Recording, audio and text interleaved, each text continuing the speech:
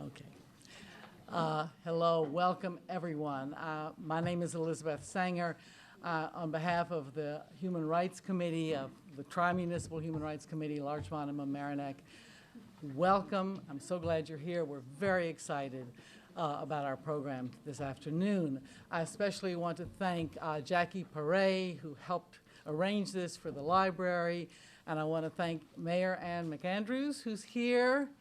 Where are you, Ann? I thought I saw you. I know. Yes, there you are.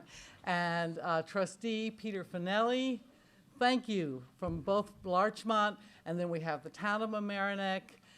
We have our supervisor, Nancy Seligson, and Abby Katz, and Jane Elkin-Eny, and Ernie Odierna. Yes, yes. So thank you all for being here.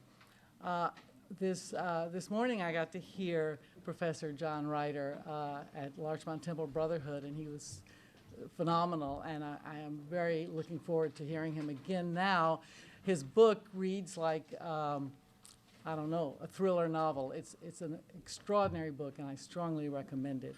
I told him when I read it, I quickly bought 4 or 5 copies to send to friends and family, which I don't do for every book I read. It's a wonderful, wonderful book. Professor Ryder teaches at Barnard College and Columbia University. He's written many books. He speaks all over the country. We're very, very lucky to have him here because he happens to live in Larchmont. So it's a very special event to have him here for us to speak. Thank you.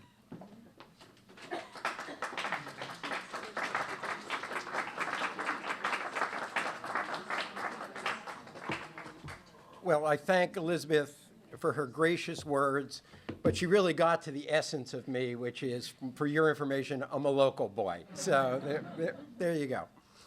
Also, I've been asked to keep this center aisle clear, so if you have to leave or come in, use the peripheral aisles if possible.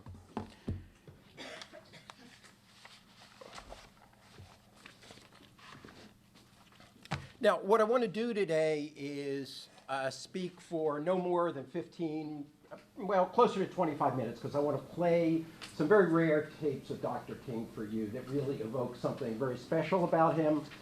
And I know there are a lot of interesting people out here, and I'd rather get into conversation and hear your questions sooner rather than later. On the other hand, I want to bring alive certain aspects of King that I've been living with. I've been living with this man, actually. This is my second book on King, and almost for 20 years. So first, a couple of thanks, I think, are in order, aside, in addition to the one for Elizabeth.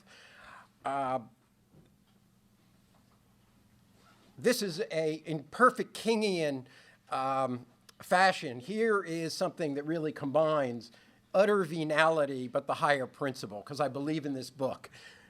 Anderson's bookstore has books in the back, and it's really important that we support independent bookstores. So not only will you be buying my book, which is good for me, you know, but also we really need to support independent business, and bookstores in particular are having such a hard time.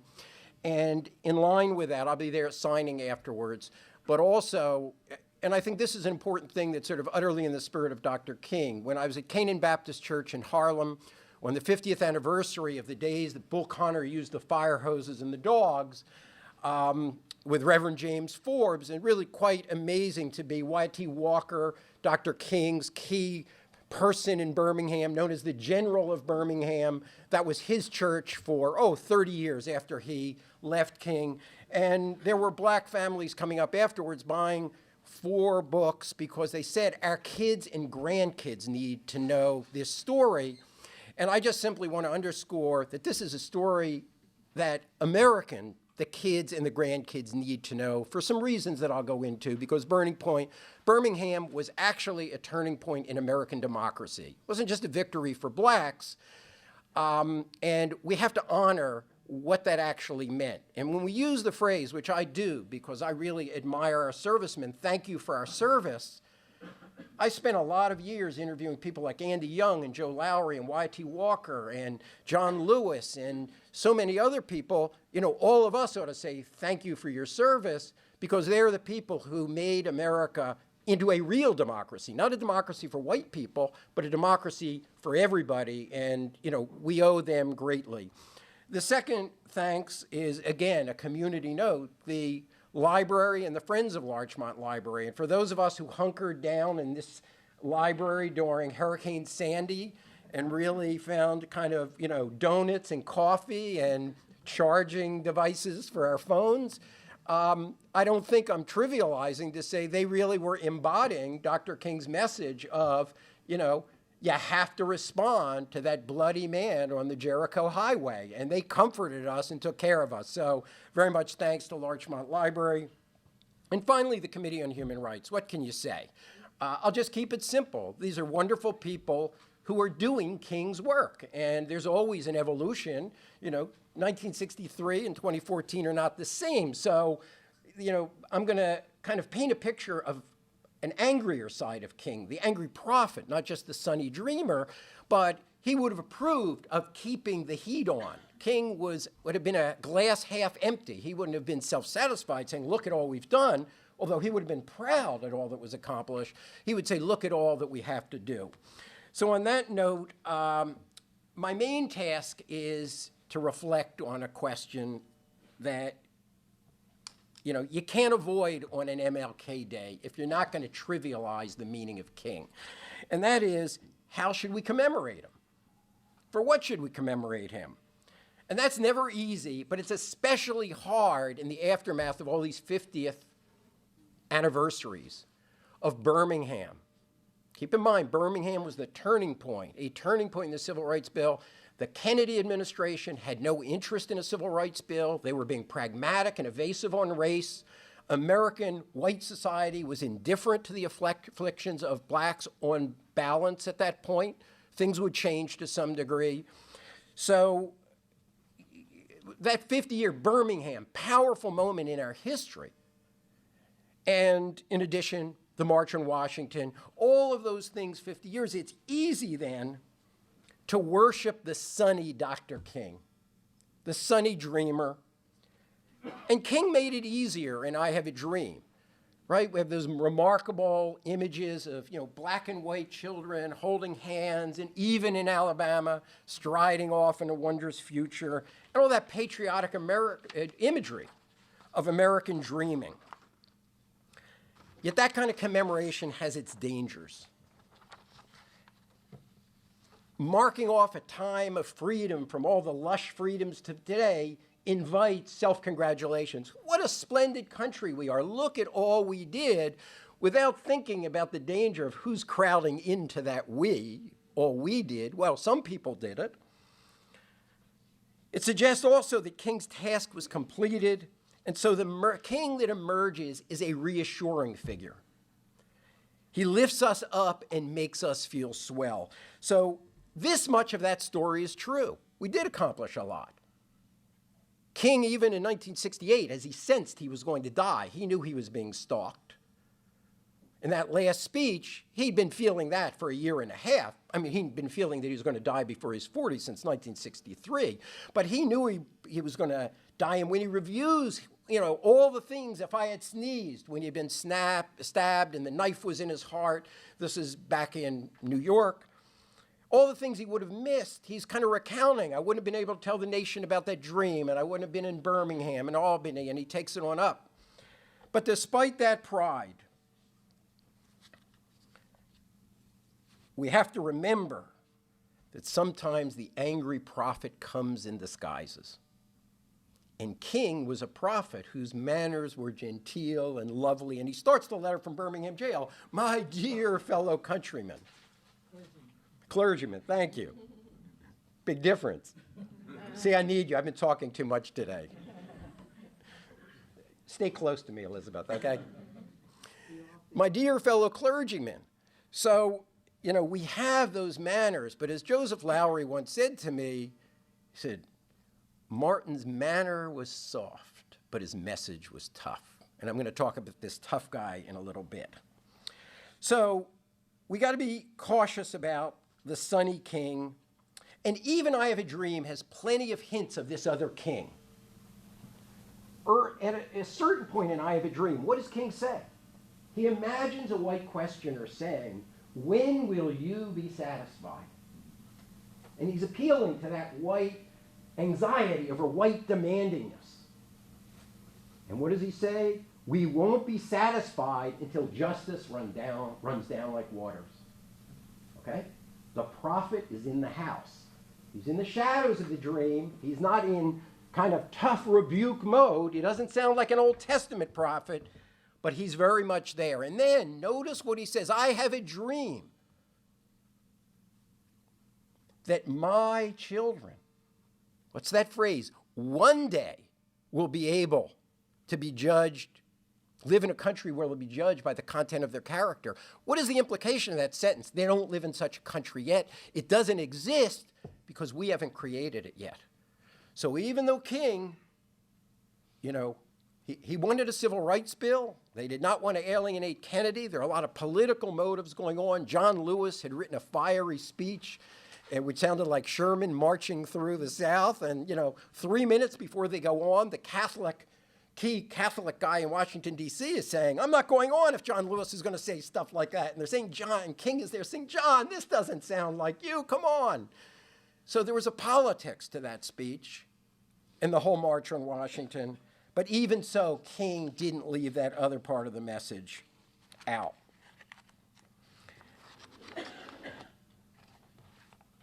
In fact, there's a passage at the end of I Have a Dream that people almost never think about what it really means. But I've heard King do it 4 months before, recording of a Birmingham speech where he does some of what appears into that spontaneous final part of I Have a Dream. He wasn't going to do the dream thing. He decided, no, it won't work. It's too long. And then he threw down the speech and just started preaching. And John Kennedy, who he and King did not respect one another or get along, but Kennedy respected a fellow orator. And he noticed, where's he going now? He's got the prepared speech and he's saying, uh-oh, this is fascinating, as one speech artist to another. And what that passage is towards the end, he says, if we will work together, if we will go to jail together, if we will protest together, that will be the day. We can bring that day when all of us can sing, "My country, 'tis of thee, sweet land of liberty." Right. Again, we can't sing it yet. But it's only going to come through human action. Human rights doesn't inevitably come because America is automatically destined to be a democracy. It comes because people work together and protest together. And that is a powerful message there, because what King was saying, and I'm repeating what I just did in a slightly different language, that most white Americans, we're back to, believed they were already living in a country that wouldn't exist until black people and their allies created it. And that's what the civil rights movement is about. And we need to keep that in mind when we say thank you for your service. So all this suggests another warning: be careful in remembering. You may be remembering a king that actually didn't exist, or one part of King. So now let's get on to the main business, and let me give you some context. We get a better clue to this more disturbing king, who meant to disturb, if we turn from the dream to his iconic document, Letter from Birmingham Jail. It's gone down in history with the Gettysburg Address and a few other things as one of those great documents of American culture. And meanwhile, the Birmingham protests that spawned it were the turning point. It began the momentum to a Civil Rights Act, which finally brought certain kinds of equal protections to all Americans. And notice that that would then reverberate outward beyond blacks, to gays, to women, to children, to the disabled, the rights of prisoners. The rights revolution as an ongoing act owes much to what was done then. And so what I've tried to do in Gospel of Freedom is bring that story alive, both Birmingham and the letter from Birmingham Jail, because they were both twin aspects of King, mobilizing black people and reaching out to white people. He was the earliest, or not the earliest, but we would say he's one of our best in early crossover artists, shifting back and forth with these dual audiences in a brilliant way. And what I've tried to do is give a truer picture of King, where you meet the defiant king and the humorous king, but also a vulnerable king, and sometimes a despondent king, a funny king, and a rambunctious king. So in 1963, there's no civil rights bill on the horizon.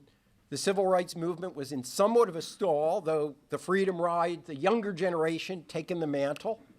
SNCC was having a rough time in the Black Belt. And King's organization was in trouble. What have you done since Montgomery? Albany the year before, Albany, Georgia, had not gone well. So King and his colleagues decided that they were going to go into Birmingham, probably one of the most violent racist towns in the South, because they thought if we can crack segregation in Birmingham, the walls of segregation will come tumbling down throughout the South. And it meant they were going up against that ferocious lawman, diabolical Bull Connor. And so in January of 1963, King gathers with his colleagues, about a dozen of them. It is a retreat. And they're making the final decision. Are they going to go all in Birmingham? They want to do it on Good Friday. Or they want to reach a crescendo. If King is going to go to jail, they think he'll go to jail on Good Friday. It makes sense. He saw himself as Moses, and especially when he was lecturing in synagogues, he stressed the Exodus part. But King's actual key guy was Jesus, even more than Moses. If you listen to King's daily, ordinary Sunday sermons, Exodus doesn't appear all that much. And when he talks about Jesus, it's not this, he used to joke about it. You know, not Jesus, like when he was in seminary, he learned the liberal Protestant vision of Jesus as, a Jewish guy with a lot of neuroses. And he said, no, that wasn't his Jesus. It was the man who must be born again. So when King says, America, you must be born again, he means that. That's not a metaphor for him. In the same way that when John Lewis told me when he stepped over the bridge in Selma, he said, it wasn't like we were crossing the Red Sea. We were crossing the Red Sea. That is, that metaphor, that story wasn't just a handy way of explaining. It was God's constitutive act, deliver the captives. And we were part of that repeating act of Exodus, because there's not one Exodus. It's happening in every historical era. So King looks around the room, and I've talked to Wyatt Walker, and Andy Young told me this way. King looked around, and he gets very sober, and he says, some of us in this room may not come back from Birmingham alive. I want you to think about that. And very soon thereafter, and this is the down-home kibitzer King. He's a brilliant comedian that he never shared because in larger, kind of more public settings. He was very concerned with his sense of dignity.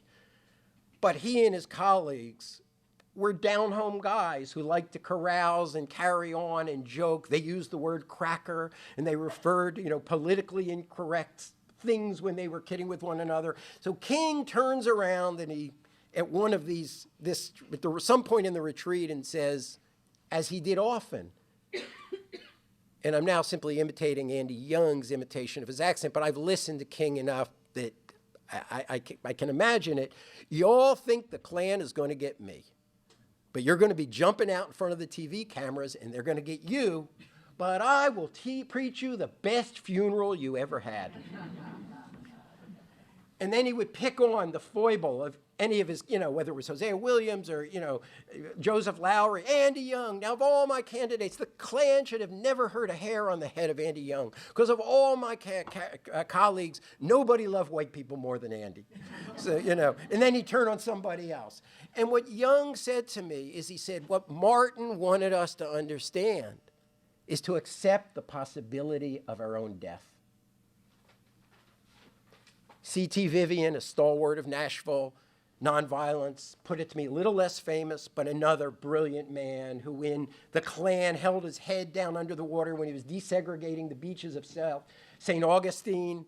He cackled And I've had enough people who heard him being beaten in Southern prisoners who hear him, and there's just nobody who could break C.T. Vivian. These men were unusual men in their moral courage, but they understood they are a part of a sacrificial endeavor informed by their own reading of Christ's sacrifice. So quickly, the protests begin in early April. The blacks of Birmingham and the black churches did not rise to King's call. And earlier, in March, King had anticipated this problem. The children of Israel were all mixed up, he preached. They thought they could get to the promised land by God's power, but God rebuked Moses, "Wherefore crieth thee unto me? Speak unto the children of Israel and tell them to go forward." And when you listen to the tape, you hear the irritation in King's voice. And King, like many Black Baptist preachers, engaged in voice merging. He would speak. He wouldn't say, I'm quoting, whoever is quoting the Bible. He would let the words flow out of him because they were God's words, not anybody owning the intellectual property to him. You hear the irritation as King becomes God. Don't sit around waiting for me to do it all by myself. Because the oppressed have to deliver themselves. We're all responsible. And those of us who are not oppressed, who are on the sidelines, have a responsibility to help them deliver themselves. It is a rigorous vision of moral responsibility. So after much indecision, on Good Friday, April 12, King violates the injunction in Birmingham and goes to jail.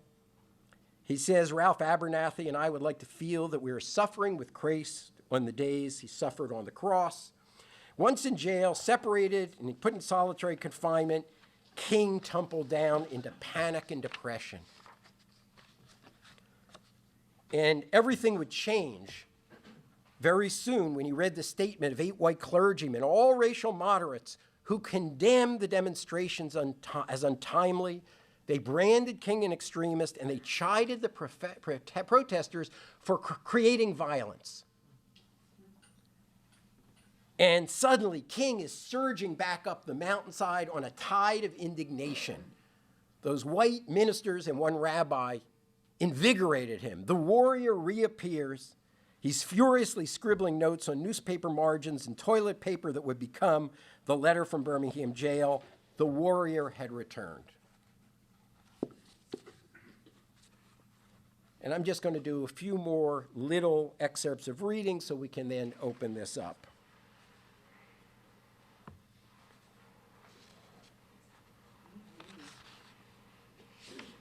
We need to stop a moment and try to imagine King as he read the words of his fellow clergymen. Right up to the minute of his jailing, he felt disappointed and betrayed by blacks and whites alike. He felt the solitude of the Negro people before the indifference of America. Everybody from the New York Times and the Kennedys were telling him to wait. He had barely slept in days and had been fasting. The exhaustion, worry, and depression of the entire campaign had given way in jail to primal dread and loneliness. And now these fellow men of the cloth virtually mocked his beloved nonviolence as merely technically peaceful. They even accused him of inciting violence while praising Bull Connor for restraint. As angry as King may have been at the clergymen, he owed them greatly. Their statement energized him. Before long, he was surging up out of the valley of despair on a flood of indignation. When King recreated that moment for a black audience just 48 hours out of jail, the anger was still raw. And I read where 7 or 8 of these leading white ministers here signed a statement saying that our movement is untimely. Untimely! He repeated, his voice full of cold fury, and then he recalled, why didn't you wait and give the new government time to act? Well, all I have to say is that we've been waiting long enough. The Negroes never heard anything but the word wait. And wait has almost always meant never. That's all we've heard. Wait. Wait for a more convenient season. Now, a version of that line appears in the letter. This allows you to take the actual emotion that's behind what King is feeling, because he's controlling himself when he's rebutting these white ministers. But that's the indignant freedom warrior. Sort of, it gives us a clue to what's really going on. As Y.T. Walker told me, his cup of endurance runneth over. So the letter comes rippling off those pages, has a glorious complexity, and I'm not going to go through it all. I'll just give you some hints of the twist. It's like a roller coaster. as he cycles through these incredibly different moods. You see the philosopher king quoting Buber and Tillich and saying, did not Tillich say sin is separation, and what is more separating than segregation? And therefore, it is a moral obligation to end segregation. He's moving the big theological heavyweights into his armament, right, to pound those guys and respond to them. There's that famous voyage in the inner recesses of black vulnerability that I'm not going to say much about, but if somebody wants to raise that, we can go into it. But it's a 300-word sentence when King says, he's trying to explain why we find it hard to wait to these so-called enlightened ministers. When your first name becomes nigger and your middle name boy. King leads a tour of the white soul in the form of a road trip whose chilly distance does not hide the righteous disgust. I've driven by the churches of the South with their white spires and wondered what sort of people worship there. Who is their God? It's almost like King and they may not worship the same God. That's the distance between them. And there's that staccato embrace of extremism with a sequence of questions and answers that startle like a slap in the face. Was not Amos an extremist for justice? Let justice roll down like waters. King is embracing. At first he tries to say, no, I'm not an extremist. You've misunderstood. And finally he says, it gave me pleasure to think more and more, maybe I am an extremist. And he hits back with them. Jesus was an extremist. Bless those who curse you. And finally, above all, the letter from Birmingham jail becomes a prophetic sermon, a slapdown of not just white racism, but of white indifference and white hypocrisy. He says the Klan is not my main obstacle to freedom. It's all the ordinary, good-thinking white people who are indifferent to black affliction and believed, as King says, that they could control the pace of another man's freedom. And then he turns and he says, we will have to repent for the hateful words, not just for the hateful words of bad people, but the appalling silence of good people. In other words, just because you're not some Klan primitive, it doesn't mean you're a good person. If you were silent and don't speak out on behalf of those who are afflicted, you were morally responsible. Silence is a form of saying something, and you've got to own up to your responsibility. And then King finally turns to smack down of the white churches and synagogues, whose silence was collusion in the sin of racism, and he compares them to the early Christians who were imbued with God and went into little villages, and they saw themselves as a colony of heaven, and by contrast, the modern church is just a pitiful, reflection. It's an ungodly reflection in its indifference to suffering. Now, we could imagine King falling into despair. He's accepted the indifference of much of white America. But he says at the end of the letter, I have no despair. So how could this be? Now, we know why he doesn't have despair. It's his spirituality. He doesn't have despair because he knows my God is able. The Lord will make a way out of no way. The crucifixion is followed by the resurrection. The promised land follows Egyptian bondage. But King doesn't say that. So we have to think, why doesn't he say it in a letter that ostensibly is addressed to these clergymen? And I think the only answer is he doesn't have spiritual respect for them. He's so angry, he's not going to dignify them with a spiritual argument. Now, you could say maybe he believes in the American dream. But King rarely talked about the American dream when he was in black mass meetings or preaching on Sunday. He says something else. He finds faith. And people don't understand about King that long before Black Pride, King had a tremendous feeling of love of black people and pride in his ancestors. And so I'm now just reading, not from myself, but I'm going to go right to the letter. I hope the church as a whole will meet the challenge of this decisive hour, but even if the church does not come to the aid of justice, I have no despair about the future. Abused and scorned though we may be. Who is the abused and scorned? That's the beginning of one of the great slave spirituals, Buked and Scorned, that King asked Mahalia Jackson to sing at the March on Washington. So yes, he believed in integration, but he also had a powerful love of his people and his ancestors and a black version of the theme, never forget. Never again, never forget. Abused and scorned though we may be. And then he goes on, before the Pilgrims landed at Plymouth, we were here to defiant insistence on the black right to belong. Notice he's going back before Thomas Jefferson. He's not talking about the idols of American life. Before the pen of Jefferson etched the majestic words of the Declaration of Independence across the pages of history, we were here. For more than 2 centuries, our forebears labored in this country without wages. They made cotton king. They built the homes of their masters while suffering gross injustice and shameful humiliation. And yet out of the bottomless vitality, they continued to thrive and develop. If the inexpressible cruelties of slavery could not stop us, the opposition we now face will surely fail. And think about this in a really important, the March on Washington, I Have a Dream, King gives the last word to the slave ancestors.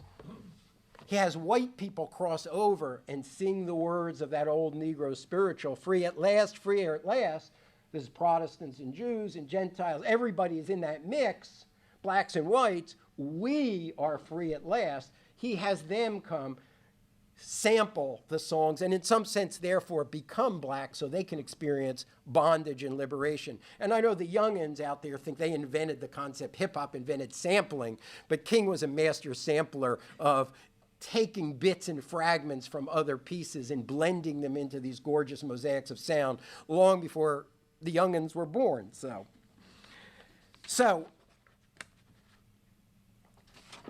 I'll take another about 7 minutes or so, and then we can open this up. So it turns out our earlier hunch was right. We have been misremembering King. Again, it's not that the dreamer wasn't real and the man who believed in brotherhood, but he was a richer, more complicated figure. The emblem of brotherhood could be an angry prophet.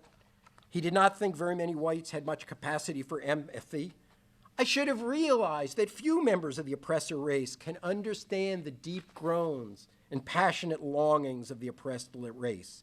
He was not naive about the power of moral appeal alone to arouse white conscience, absent protest and pressure. The exquisite manners of his opening, the fancy quotes from Martin Buber, none of this could disguise that cold, controlled anger which we heard already. The word wait, it rings in the ear of every Negro with piercing familiarity. It rings in King's ear, it pierces him as well. So now I want to sort of pick up the story. King's in jail, he writes the letter, he comes out. Nothing much is happening in Birmingham. They realize it's going to fail. All of this effort has gone for naught. And suddenly, Andrew Young and King's colleague Bevel and the young firebrands have been organizing the kids. And they pick it, and King is a little conservative. He doesn't want to use the young people because they're going to be criticized. How can you put young people at risk? So he's thinking about what they're going to do. And while King and Ralph Abernathy and some of the other leaders are away preaching and then at a conference, James Bevel on his own declares D-Day. And the great soul DJ of Birmingham announced, kids, going to be a picnic at the park. Make sure you bring your toothbrush. Meaning you're going to jail, you're going to need a toothbrush. So when we think of this, for all of King's power, it's the ordinary young people who ultimately took the decisive step. And so what we know about that morning, the first morning, they burst out the doors of 16th Street Baptist Church singing, I'm on my way to Freedom Land or Canaan Land. They go past Bull Connor, who's apoplectic. And he's been trying to control himself because he discovered white America is not going to care if there's no violent spectacle. Right? If we can really just cool this out, lock up everybody, but don't beat them, and watch those cameras. So the first day it all goes well. The next day, double D-Day, May 3rd, those kids go out the front doors of 16th Street Baptist Church, and Bull Connor cannot control himself. He lets loose the dogs. He has the fire hoses. Old women and kids are bouncing along the streets of Birmingham. The kids start out if you look at the pictures, it's like impish teen spirit. They're not hateful or angry. They're dancing, they're laughing, but they're defying. They woke up, as they like to sing, with our minds stayed on freedom. And we know what the consequence of that, because we have the tape of Kennedy's meeting off the record, but it was released about 8 years ago. And Kennedy is there's a good part to Kennedy and a decent part and a pragmatist. And you're saying, I know we haven't done enough, but what are we going to do? But this is disgraceful. Kennedy has lost his composure. And it begins a process. Before long, he's going to send Burke Marshall, the Assistant Attorney General for Civil Rights, to Birmingham. On the way back, Burke Marshall says, when I got back, everybody is talking about we're going to need a civil rights bill. But notice two things about that. That initially what gets it is not moral outrage. One of the things on Kennedy's mind is we're going to have this in city after city. The disorder motivates them as well as moral revulsion. And this is playing all across the globe. And King is preaching right after this. And he says, Mr. Kennedy knows this. The billions of people, they're fighting with communism for the hearts and minds of the unaligned nations. And they're not going to like a United States if this is how it treats their citizens. Mr. Kennedy knows this. So the fear of competition with anti-communism and Cold War politics also kind of hard-boiled calculation saying, we just can't have this. This is bad for our image. So I just want to give you, I think I'll just read two more quotes and then bring this to an end. I want to read you briefly. I'll just tell it to you. And this isn't a great recording. It's a very rare recording that I have permission to use. I'll just put it up to the microphone. We hear King within hours of the hoses and the dogs. And King, at first, it's not on the part of the tape I'll play. He's overwhelmed. Usually his capacity for eloquence leads him to deal with suffering. Even after the 4 little girls blown up in a Birmingham church, King was able to preach. He had time to get ready to preach the sermon for them, the eulogy for the 4 little girls. But he is so shocked by the barbarity, he's silent. And he's talking, not as usual, kind of preaching, slow, kind of calm the storm. It's like he's stunned for the moment. And all he says with childlike simplicity is, Birmingham was a mean city today. They were mean to us. It has a childlike simplicity, but it captures. And what you're going to hear is then the angry prophet. We will leave them before their God, guttered in their own barbarity. He will then cycle to humor, and it's, again, hard to hear, but when he's talking about the water, he's talking about the different forms of baptism that Episcopalians and Baptists undergo. And then he will come out of that with the defiant king, and you will hear him say, he's talking about Bull Connor had a tank, like an army tank. And King is describing that. So when he talks about a tank, so just let me know if you can't. Again, it's not a good, this is 60 years old, and technology can't really fix it. But I thought we ought to at least have you hear this today. It's about 2.5 minutes. Birmingham, we are moving up a mighty highway toward the city of freedom. Can you hear that? There will be meandering points. There will be curves and difficult moments. We will be tempted to... Can we turn this up at all? ...the same kind of force that the opposition will use, but I'm going to say... I'm sorry, can we get that louder or not? I think the mics are amplifying. I think they're for the TV. I'm sorry? I think they were just for the television. You know what? I'll simply read it to you, and it'll let us to get through. We'll move more quickly. Don't worry about it.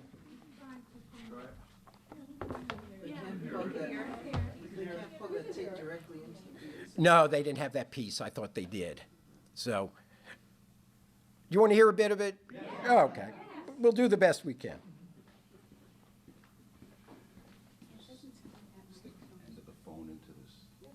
This end. Yeah, okay, great, okay. Speaker's right at the bottom. Okay.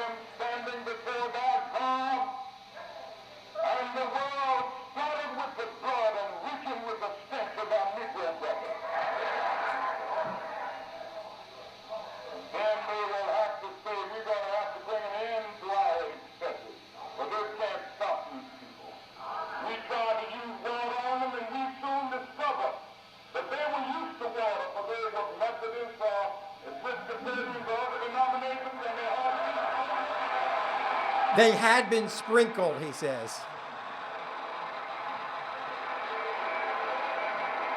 And even those who have been sprinkled happen to have been doctors, and not only did they stand up in the water, they went under the water.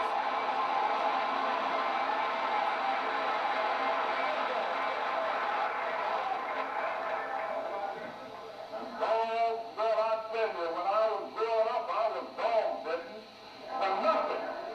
So I don't mind being bitten by a dog for standing up for freedom.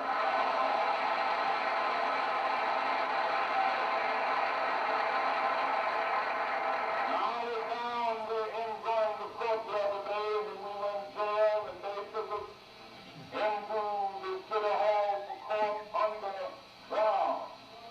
And I looked over there and saw a tank. A tank was sitting over there, and I didn't know what it was. I said, what is that? Somebody said, well, that's Bull Carter's tank, and you know it's a white tank.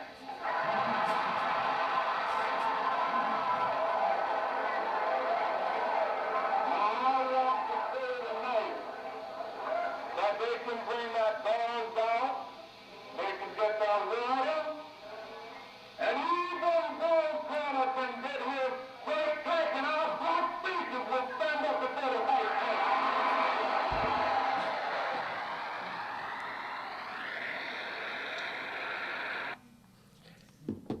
So I think I'll just make one brief comment and open it up. King always looked back on Birmingham as something special. And for him, it was almost like it defined the meaning, really, of his whole life. And right before he's killed, he goes back to Montgomery, and he's in a church, and he's talking about backlash, white backlash across America in 1968. He knows assassins are stalking him. He knows they've gotten close, and he knows his time is running down. And he's in a kind of summarizing mood, as he is on the night before he actually was assassinated. And he says, do you know what? A nation that put as many Japanese in a concentration camp as they did in the U.S. during World War II, you remember that? They could put black people in concentration camps. And I'm not interested in being in any concentration camp. I've been on a reservation too long. Suddenly, King veered, and the nightmarish state of affairs in 1968 faded. The Birmingham movement and everything it represented beckoned like a talisman of hope. Was that protest a historical precedent, or had it become an archetypal event like Daniel and the Lion's Den? Any worries about not having the voice to preach about it dissolved in a surge of spirit. Falling into the cadence of preaching, King touched once more the fever, the spiritual fever that was at the core of the letter and beyond it his very being. I remember, he began, when we were in Birmingham, and we just pour out of the 16th Street Baptist Church by the thousands, and old Bull would say, sick the dogs on them, and they sicked the dogs on us, and we just kept on walking and singing, ain't gonna let nobody turn me around. And then old Bull would say, as we kept moving, turn on the fire hoses, and they did turn them on, but what they didn't know was that we had a fire that no water could put out. And we went on singing in the midst of the water hoses. Over my head, I see freedom in the air. And then Bull would say, pour them in the paddy wagon. And they threw us in, and we're sometimes stacked up in there like sardines in can. But as the paddy wagons pulled away, we were singing, we shall overcome. Deep in my heart, I do believe. Thank you.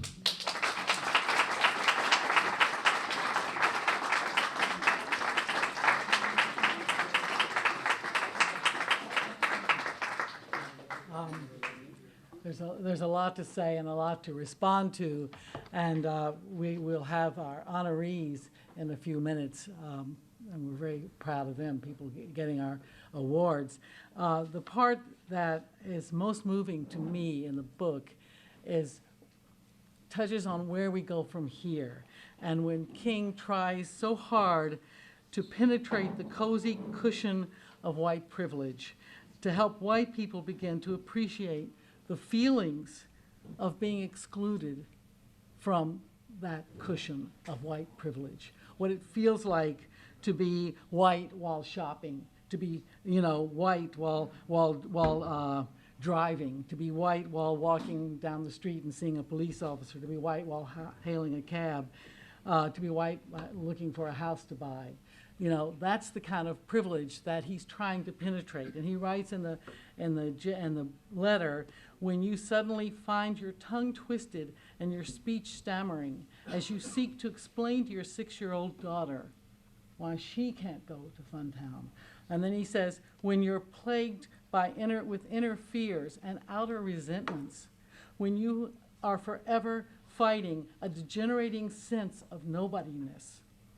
You know, he was trying very hard to get through to white people, to us as a white, you know, and I always say, and I was a white Southerner, I grew up in white segregation. Nobody is free until all of us are free. As long as our freedom to live comfortably in America depends on our white skin and our white privilege, we're not free. And that's what I would like to have you address. Well, there are two things to be said. The first is that as much as King was a proud black man, cared about his people, he never stopped caring about mankind. So today, he surely would have been just as concerned about all the invisible people. And one of his favorite sermons to preach was on Dives and Lazarus. And Dives, the rich man, doesn't go, you know, he goes to hell. And King says, why did he go to hell? Not because he was wealthy, but because he walked by Lazarus, the gimpy beggar, oozing with sores and suffering the pangs of hunger, and did not see him. And so I think King would have been very much, for one, he would have understood that we live in a society that in some sense has made the poor and the homeless of any race even more invisible. And he was just as concerned about all forms of invisibility. But just very quickly, on this sentence, when you, King, in a way, has left the kind of perspective of mankind. He's speaking as a black man. It's not when all of us, when you, as a black man, and he's talking about his kids. So you could say, in a way, it's a retreat into blackness from brotherhood. But I would interpret it differently and notice two things about that passage. One, he's being generous to whites. He's allowing whites to come into the inner recesses of black vulnerability. Here's what it feels like. I'm going to open up. You can come into the black life that is lost to you, and I will give you privileged access so you can understand. And secondly, there's a notion that maybe I didn't move you through moral appeal, but maybe I can move you through pathos. And therefore, you may be clueless, but you may not be hopeless. And so it's a Christian act that's going on there in saying, and he pulls out of that sentence, just when you think he's going to boil over into anger, when you, and then he switches back. Now maybe you can understand why we find it hard to wait. At that part of the letter, he hasn't given up on a possibility that maybe you can still get through. In this case, it's white people. But as he would put it later, any privileged people who don't understand people who are suffering and find it hard to walk in their shoes. So. Thank you. Questions? Comments? Yeah. Dr. Ryder. Thank you. Thank you. In your book, you cite and refer to a response to black colleagues' cohort insofar as after that letter to the white clergy and after release from the jail, there was something of a different missive. I mean, and communication, sharing, you know, with black clergy, if I have some of your accounts right. And I'm wondering if you could speak to that. I mean, obviously what went public was the letter in response to the clergy. And then further, you know, there was explanation and discussion, you know, as he interpreted that response and even spoke more to the black clergy, black colleagues. Yeah, he does. I think you're thinking of this. It's a tape that almost nobody in America has heard, right. And I think it's the one where he does what is really a black version of a letter. Is that what you're thinking of? Yeah. Right after he gets out of jail, King does a version. He preaches a version of Letter from Birmingham Jail. And stop me if I think this is what you're referring to. And he's been working so hard in the letter to reach out and move people through rational argument, moral appeal, empathy, then he's going to chastise them. But now, if this is the meeting you're talking about, he's with his colleagues and he basically refers to those, he lets the anger out because it's so much he's been under wraps. And that's the point where he refers to the ministers, not as my dear fellow clergy, but these preachers are calling us naughty. And you can just feel all of that pent-up indignation coming out at that point. I'm not sure that's the way. That's it, and you get the impression from that discourse that he's saying and doing that you to engage his black colleagues and cohorts, because up the road is the March on Washington, up the road is the voice coming forward with John Lewis and the students from SNCC.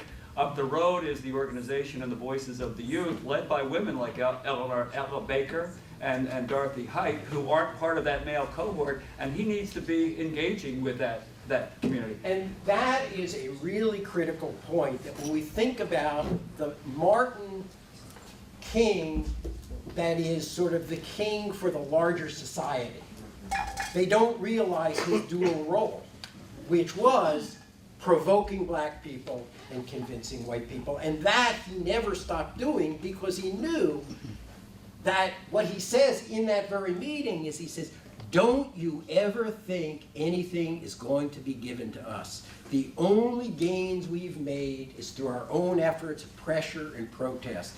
So he understands, he never gives up on the idea. As C.T. Vivian said, look, we knew there were evil blacks as well as evil whites, but there's sinners out there. But we were also Christians. We thought maybe we can redeem them. We always had hope, And so just a quick one so I can get to some other folks. Yeah, I've always wanted to know this, and I don't have the answer, and short of talking all night and having dinner together, because I just am very I'll meet you at Brad's. There we go. We'll meet at Bradley's. It's this. How about a further response up the road from the 8 clergy in terms of contrition, in terms of joining, in terms of really important. The 8 clergy were a fascinating crew, and I'll just give you the brief version here. Rabbi Grafman was in a kind of tricky position as the lone Jew in this mix, and it wasn't easy being a Jew in Birmingham, certainly. And he described the letter from Birmingham jail as a vicious document. He felt that King had besmirched him as a racist. And King had never accused him of being a racist. But he did some very good work in helping rebuild 16th Street Baptist Church. He helped create great race relations in Birmingham. But he was like a victim of stress syndrome. He had been traumatized, and he could never get out of the small-mindedness this is about me. Father Durham, the Catholic priest, is a remarkable man, had a true awakening from the letter. He said, I didn't like segregation. I knew it was wrong, but King's kind I realized they were words of love, but they were painful to me because I hadn't seen segregation like he had. And when he became the Archbishop of the Memphis, Nashville, he led, after the assassination, some amazing services and eulogies for King, in which he quotes letter from Birmingham jail. One of the Episcopalians he was an unreconstructed neo-Confederate. In Selma, when Jonathan Edwards was murdered by racists, he would not allow Jonathan Edwards' eulogy to be in the white Episcopal Church that Edwards had been trying to desegregate. And it was much better that they had Edwards' eulogy at Brown Chapel in Selma, the black church, which made more sense. We could go on this, but I want to get to this handout here. But it's really important. The ministers, some of them really made progress, and others really felt personally maligned. And the other thing Doric said is important. He said, I realize this is not about us 8 people. He's talking to America. We're upset that we feel like, we've been besmirched. These guys are trying to liberate black people, and we're upset that he hurt our feelings. You alluded to it a couple of times. I wonder if you could say a little bit more about the animosity between Kennedy and King. Very briefly, because Elizabeth is going to gong me, and she's got important work to do, so I understand. And if you come up briefly when I'm signing out. Kennedy was, remember, he wasn't the liberal candidate, he was the moderate candidate. I think the King people believed that he was a person who had some decency to him, although over time it's their brother Bobby, as much as they really had problems with Bobby earlier, it was Bobby they came to actually really respect. So Kennedy was a realpolitik politician. He was uncomfortable with morality in politics.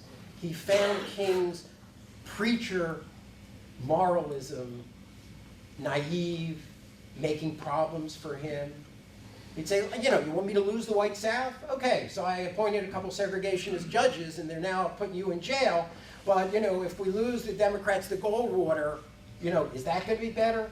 And for King, he was a moralist, a preacher, and he said, this is about morality. So some of this was about pragmatism versus morality. The one thing that all of the King people say when they heard, because I want to be careful here, is Kennedy, after Birmingham, something was aroused in him. And if you listen to his famous race speech in June of 1963, King is welling up. He's saying, damn, I never expected to hear a white president say that.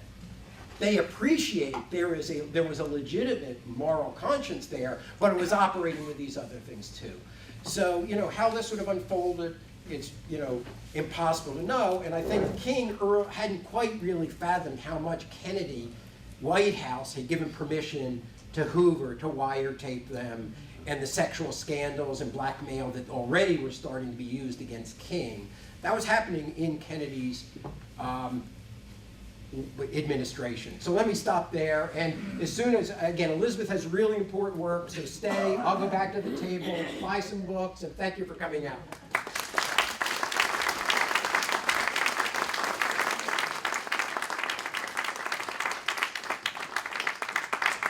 John Ryder, our debt to you is enormous.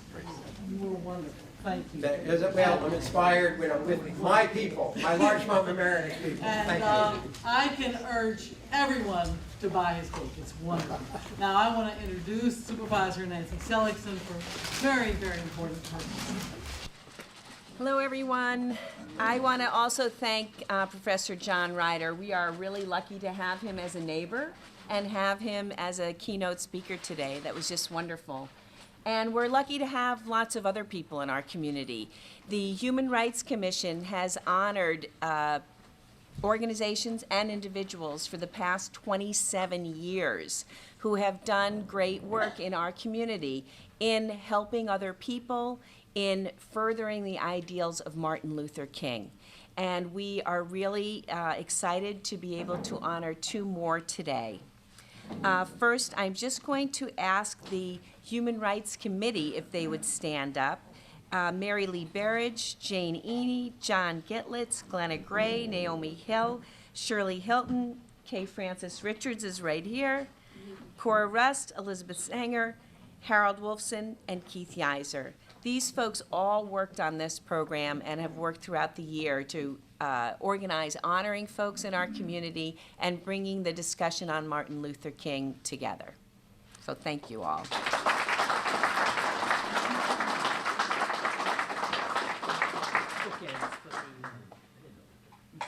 Okay, thank you. The first person we're going to honor today is Ms. Gloria Pritz. Gloria has lived in the town her entire life, the town of Mamaroneck, and she was appointed to the position of local historian in the village of Mamaroneck in 1989, and she restored that organization and worked to make it an important part of our community. She was instrumental in preserving the 1816 Mamaroneck Schoolhouse that is now in Harbor Island Park. She went back to school at the age of 80, although it's hard to believe she's even close to 80. And she has had a passion for history that has really helped our community because her passion has turned to research, and she has a wonderful ability of informing us all when we have issues in our community of what different groups have suffered through and worked on and had to live through sort of what we just heard from John Ryder, and reminding us that it's not a new issue or a new problem. It might be a new group that's having those issues, but that we have to come together as a community to embrace everyone and to integrate everyone into our community. And for all that fabulous work, we thank her. We have a proclamation from the town of Mamaroneck. We have a proclamation from the Assembly of the State of New York that was brought by Assemblyman Steve Otis. And we have a gift that we would like to give you of some lovely bookends. So thank you very much, Gloria. And please feel free to say something.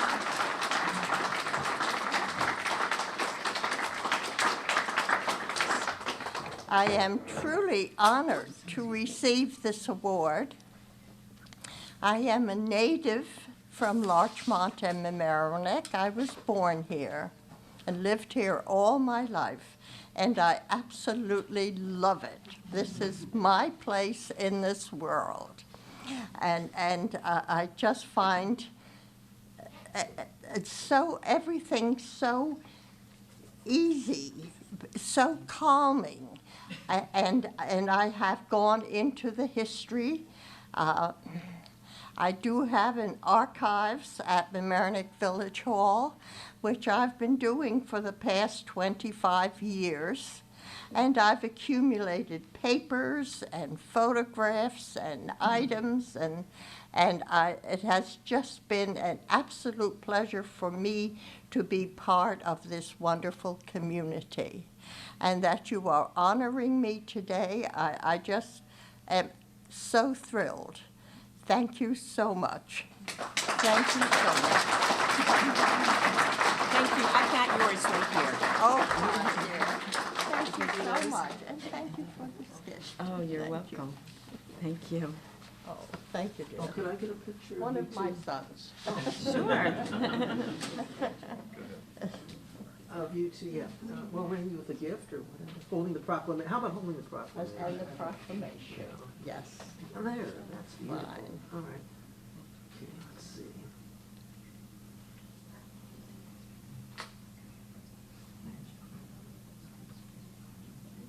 Thank you very much. Thank you, Thank Steve. you. Thank you.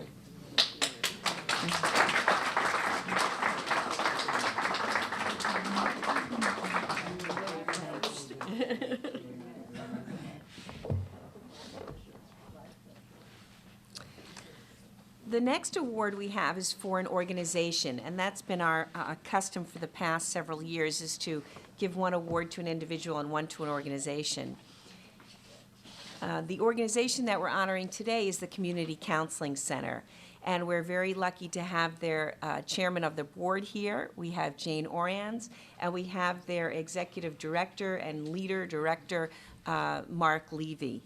The Community Counseling Center is a public nonprofit organization, and it provides affordable support, mental and psychological, confidential counseling in our community.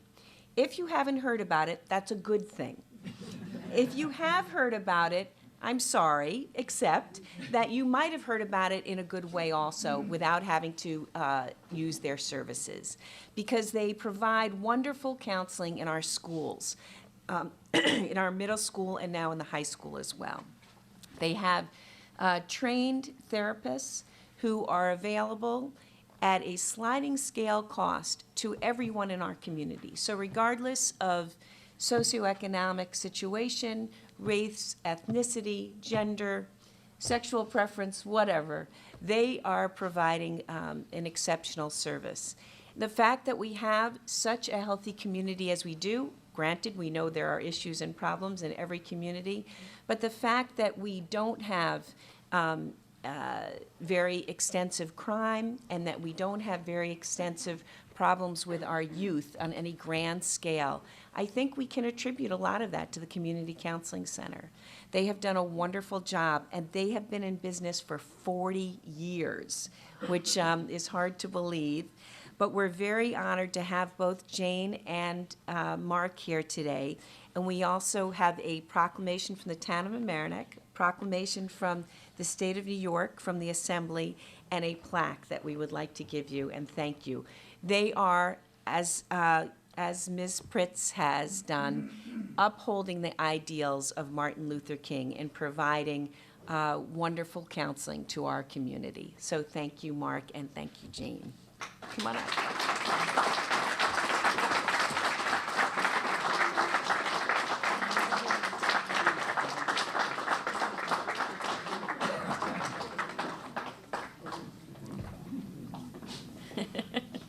They're good buddies. Here's all your goodies. I just stand by him to make sure nobody gets in his way, because he's really terrific, and he runs an amazing institution, and he really helps everybody. And the reason that I stay as chairman of the board is to make sure that no one messes with him. Jane and I have been watching over this for decades, this really wonderful vision that was created by you all. It was a vision of the predecessors of Nancy and Ann and the village of Mamaroneck to create a safe haven of support right here in our local community. So the 3 municipalities and the school district had the vision a long time ago to make this local center, and with the support of all of you and many others, we've been able to really literally reach, I did a number in my head the other day, close to 30,000 people over all these years. And that's, it's just very satisfying. Thank you to all of you. And really, as Nancy was saying, come to us with little problems, not just big problems. We're really here. We've got new parent centers that are going. We run all kinds of support networks. We're really here for all kinds of issues. And we're easy to reach now. Find us. And thank you all for all of your support. He's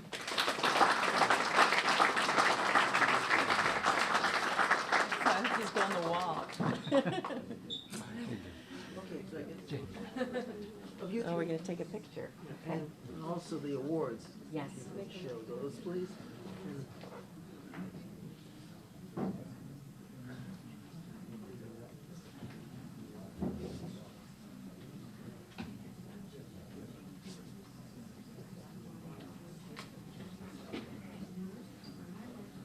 thank you very much. Thanks, Steve. Thank you. Thanks, Nancy. Thank you. So this is obviously one of the best parts of my job, that I get to give awards to people who are such wonderful contributors to our community. But this day today, with the awards and the event with Dr. John Ryder, has been part of our Martin Luther King event for this year. And we started it last Thursday night at the high school, where we had a presentation of jazz and poetry that was a fabulous combination of Langston Hughes poetry being performed with jazz music. And if any of you had the opportunity to be there, I think you know how special it was. The performance artist was absolutely captivating. And so it was a wonderful opportunity to take 2 different distinct programs and explore Martin Luther King's ideals, work, and relate it to our community and think about it in the context of our community. So I would like to encourage any of you who would like to participate in the Human Rights Committee, that is an effort of ours, and that we would love to have you join us. And I hope that we can continue this conversation, not just on Martin Luther King holiday time, but throughout the year. And we would welcome doing that in the Human Rights Committee. So I thank all of you for being here, and I'm going to turn it over to Elizabeth. Yeah. Thank you for coming. I think we can all, we can go forward with a lot of optimism and a lot of willingness to work hard for justice, in our community, in our life.